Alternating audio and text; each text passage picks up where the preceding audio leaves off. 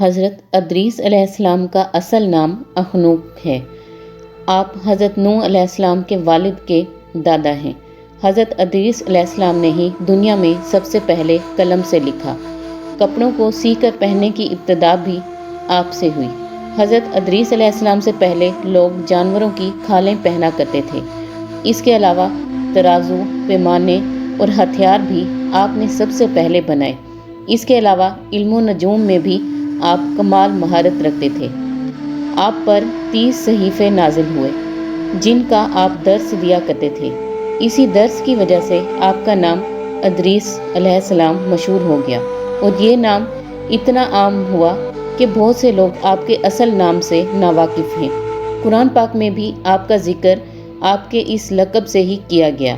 آپ کو اللہ تعالیٰ نے زندہ آسمان پر اٹھا لیا، جس کی تفصیل یہ ہے کہ حضرت ادریس علیہ السلام نے ایک دفعہ ملک الموت سے فرمایا کہ میں موت کا مزہ چکھنا چاہتا ہوں اور جاننا چاہتا ہوں کہ موت کیسی ہوتی ہے، تو ملک الموت نے اللہ کے حکم سے حضرت ادریس علیہ السلام کی روح قبض کی اور فوراً لوٹا دی۔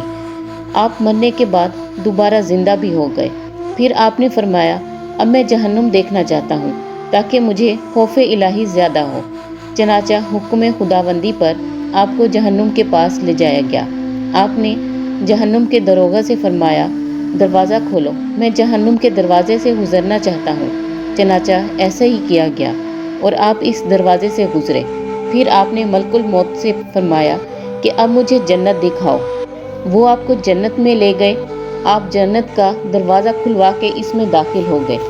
ملک الموت نے کچھ دیر انتظار کیا، پھر جب دیکھا کہ کچھ دیر گزرنے پہ بھی آپ واپس نہیں آئے تو آپ کو آواز دی اور کہا اب آپ واپس اپنے مقام پر تشریف لے چلیے۔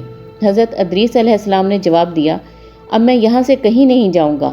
اللہ تعالیٰ نے فرمایا ہے کہ ہر نفس کو موت کا مزہ چکھنا ہے، تو میں موت کا مزہ چکھ ہی چکا ہوں۔ اور اللہ تعالیٰ نے فرمایا ہے کہ جنت میں جانے سے پہلے ہر شخص جہنم پر سے گزرے گا، تو میں وہاں سے بھی گزر آیا ہوں۔ اب میں جنت میں پہنچ چکا ہوں اور جنت میں جانے والوں کے لیے اللہ تعالیٰ نے فرمایا ہے کہ وہ جنت سے نہیں نکالے جائیں گے۔ اب مجھے جنت سے نکلنے کو کیوں کہتے ہو؟ اللہ تعالیٰ نے ملک الموت کو وحی بھیجی کہ حضرت ادریس علیہ السلام نے جو کیا میرے اذن سے کیا اور وہ میرے حکم سے ہی جنت میں داخل ہوئے، لہٰذا تم انہیں وہیں چھوڑ دو، یہ جنت میں ہی رہیں گے۔ چنانچہ حضرت ادریس علیہ السلام زندہ ہیں اور آسمانوں کے اوپر جنت میں ہیں۔ قرآن پاک میں اس مختصر قصے کا ذکر سورۃ مریم میں کیا گیا ہے۔